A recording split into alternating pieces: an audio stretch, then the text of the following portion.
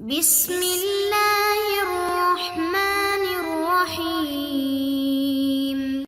السلام علیکم محترم سامعین اور عزیز طلبہ کرام، امید کرتا ہوں کہ آپ تمام احباب خیر و عافیت سے ہوں گے۔ آج کا ہمارا سبق نمبر 9 ہے، جس میں ہم شاعر کو پڑھنے والے ہیں جس کا نام ہے ثابت بن جابر، لیکن مشہور ہے تعبط شرن سے۔ تعبط شرن سے مشہور ہے، نام اس کا ثابت بن جابر ہے۔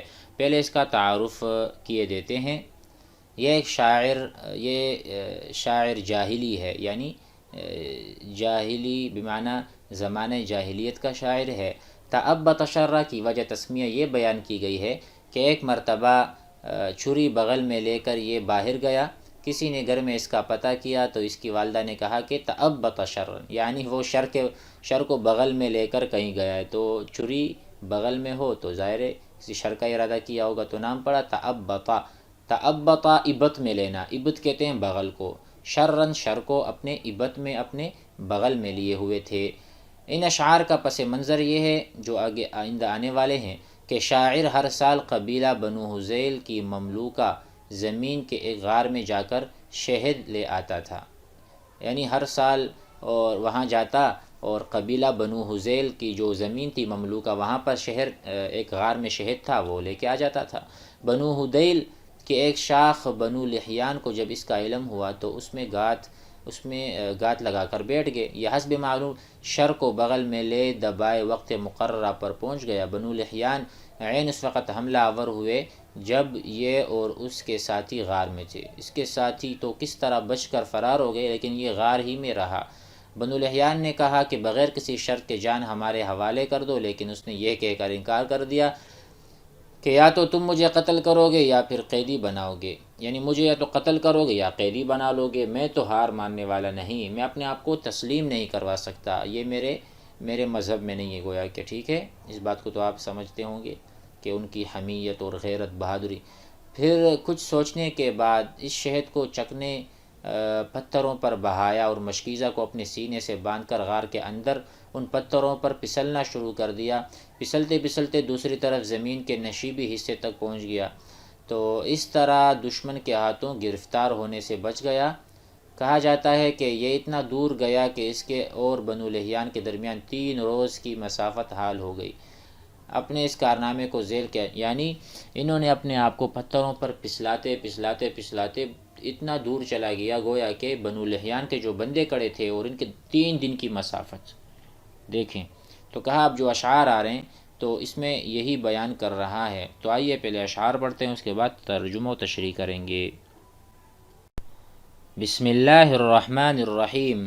وقال تعبط شرا وهو ثابت بن جابر ابن سفیان۔ اذا المرء لم يحتل وقد جد جده اضاع وقاسي امره وهو مدبر، قاسا يقاسي سے ہے۔ ولكن أخو الحزم الذي ليس نازلا به الخطب إلا وهو للقصد مبصر، فذاك قريع الدهر ما عاش حول إذا سد منه منخر جاش منخر.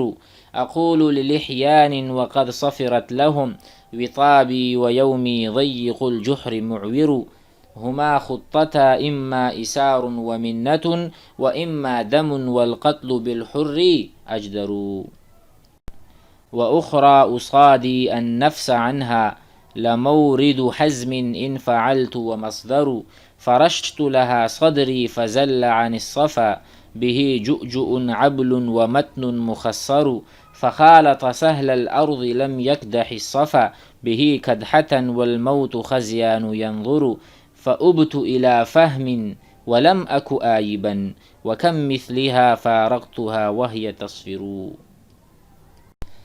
اذا المرء جب آدمی، المرء بمعنی شخص، اذا المرء لم يحتل جب وہ حیلہ نہیں کرے گا، وقد جد جدہ اور وہ کسی مصیبت میں یا کسی سخت امر میں پس جائے۔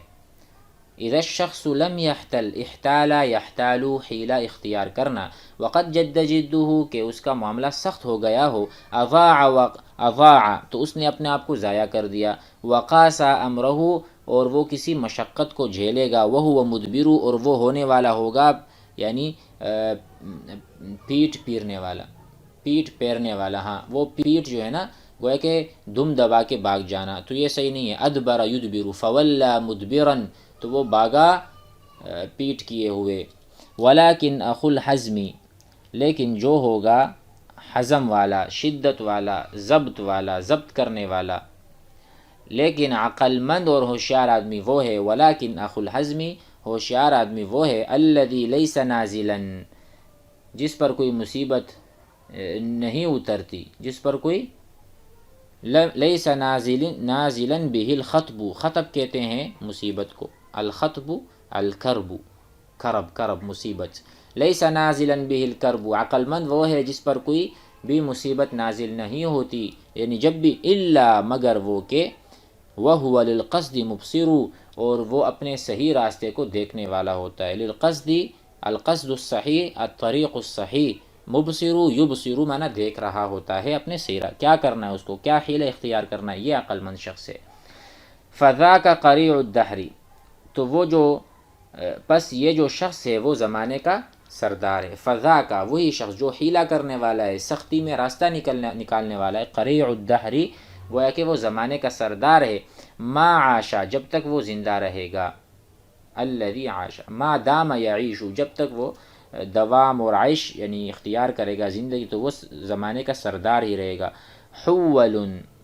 حولن کے معنی اگر ہم یہاں بیان کریں تو حولن کہا جاتا ہے حیلے کرنے والے کو، ٹھیک ہے، وہی ہے حال یحیلو حولن سے.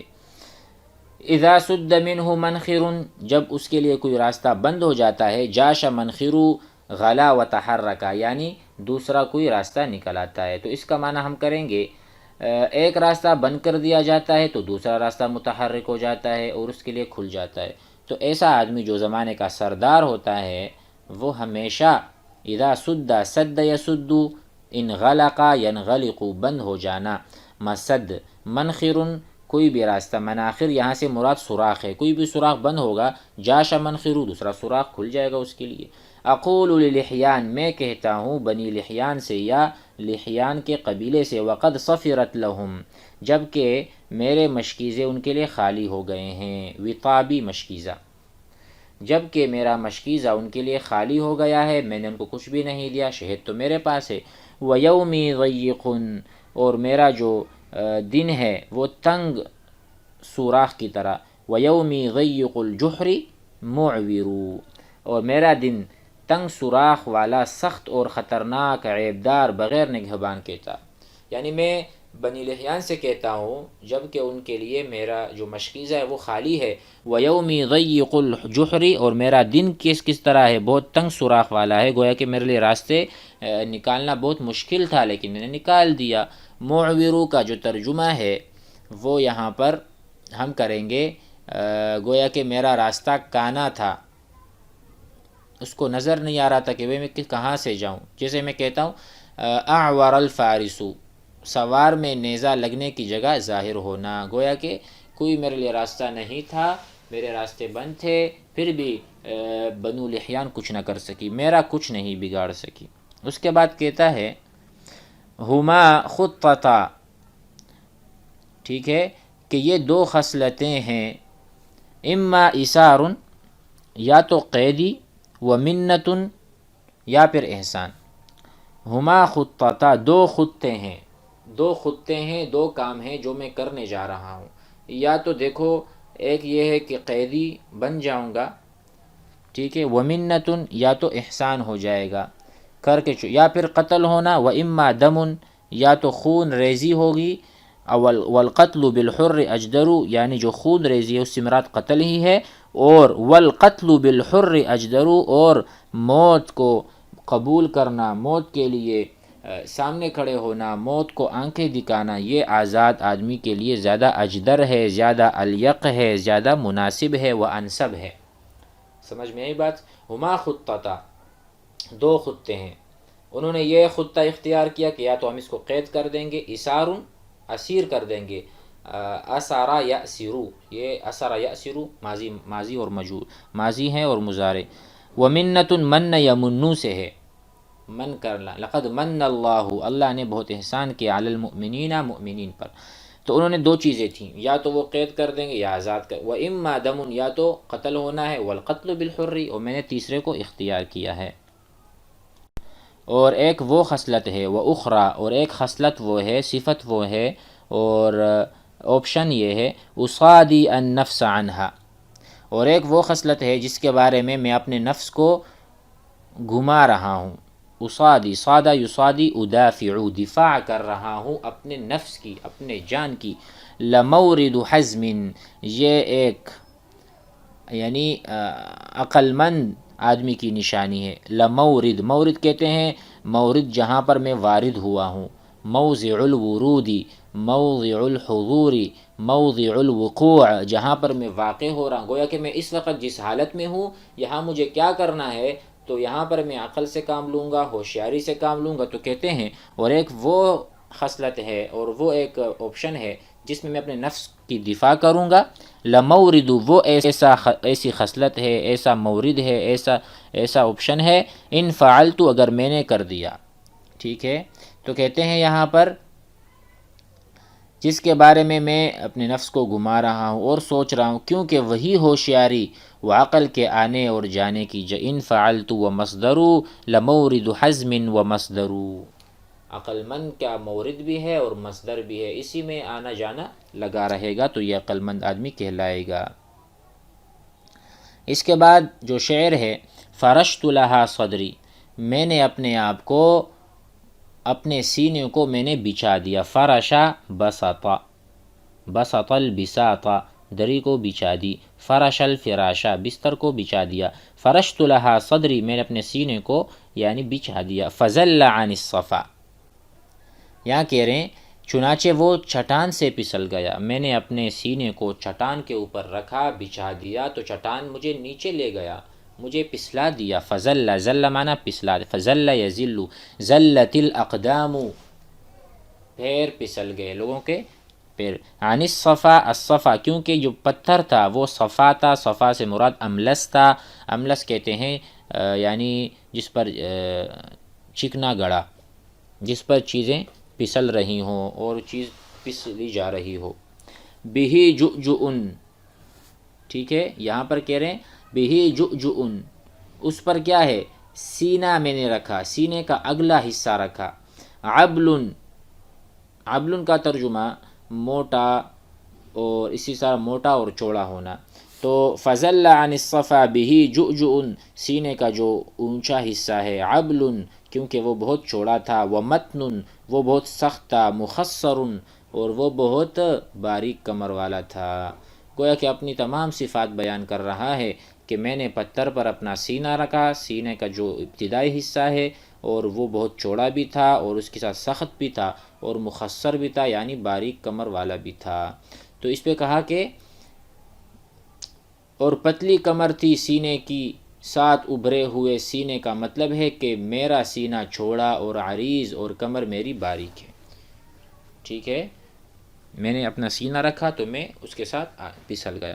فخالط سہل الارض لم یکدح الصفا، اب کیا ہوا، تو وہ سینہ ہموار زمین سے جا لگا. خالطا یخالط، مخالطت، آپس میں مل جانا. سہل الارض یعنی جو پہاڑ زمین سے لگی ہوئی ہے، پہاڑ کا حصہ جو زمین کے ساتھ اٹیچ ہے، وہیں پر جا کر میرا سینہ لگا. گویا کہ مجھے بہت پہاڑ کی اونچائی سے زمین کی جو سطح ہے وہاں تک اس نے پہنچا دیا.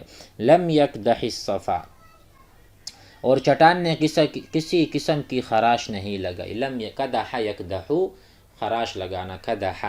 فخالطا، میرے سینے نے زمین تک پہنچ چکا تھا اور اتنے راستے میں لم یکدح الصفا یعنی چٹان نے میرے سینے پر کوئی نشان نہیں چھوڑا تھا، کیونکہ وہ بہت املس تھا، بہت نرم تھا، بہت چکنا گڑا تھا. بہی قدحتن، لم یکدح قدحتن، کوئی ایک خراش بھی نہیں آئی تھی. اس کے بعد کہتے ہیں والموت خزیان ینظر، اس حال میں کہ موت رسوا ہو کر دیکھتی ہی رہ گئی. یہ جو بنو لحیان کے لڑکے تھے وہ مجھے دیکھتے ہی رہ گئے، آنکھوں ہی آنکھوں میں سوچتے ہی رہ گئے کہ وہ بندہ تو بچ گیا، گویا کہ موت مجھے دیکھتی ہی رہ گئی، میرا کچھ نہ بگاڑ سکی۔ خزیان یعنی ذلت اٹھانی پڑی اور رسوا ہو گئی، ینظر دیکھ رہی تھی موت مجھے۔ آگے چلتے ہیں، فَأُبْتُ ای فرجعت، آبا یعوب میں لوٹا، الی فہمی اور میں قبیلہ فہم کی طرف لوٹا۔ فَأُبْتُ الی فہم یہ شاعر کا قبیلہ ہے۔ وَلَمْ أَكُ آئِبًا حالانکہ میں لوٹنے والا نہیں تھا، کہ اسباب موت سب موجود تھے، گویا کہ میں بس اللہ کا کرنا ایسا ہوا کہ میں بچ آیا، ورنہ اتنے لوگ میرے سامنے تھے، مجھے قتل کرنے آئے تھے۔ فَأُبْتُ إِلَىٰ فَهْمٍ میں لوٹا اپنے قبیلے فہم کی طرف۔ وَلَمْ أَكُ آئِبًا قریب تھا کہ میں نہ لوٹتا۔ وَكَمْ مِثْلِهَا فَارَقْتُهَا وَهِيَ تَصْفِرُ کہتے ہیں اور اس جیسے کتنے ہی واقعات ہیں جن سے میں جدا ہوا اور نجات پائی، حالانکہ سیٹی بجا رہی تھی کہ یہ کیوں نجات پا گیا۔ کہتے ہیں وَكَمْ مِثْلِهَا اس طرح کے کتنے واقعات تھے، فارقتها میں نے اس کا سامنا کیا تھا، وہاں سے میں چھوٹ کر آیا تھا، مجھے خلاصی ملی تھی، فراق ملا تھا، وہی تصفر گویا کہ وہ سیٹیاں بجا رہی تھیں۔ تو اپنا بتا رہے ہیں کہ میں اتنا زیادہ ایسے حادثات سے میں نمٹا ہوں، وہاں سے میں چھوٹ کر آیا ہوں۔ تو اپنی شجاعت اور دلیری کا ہی بیان تھا، کس کا؟ تأبط شر کا، جو بغل میں شر کو لے کر پھرتا تھا۔ آج کے لیے کافی ہے، انشاءاللہ آگے بڑھیں گے اگلے درس میں۔ السلام علیکم۔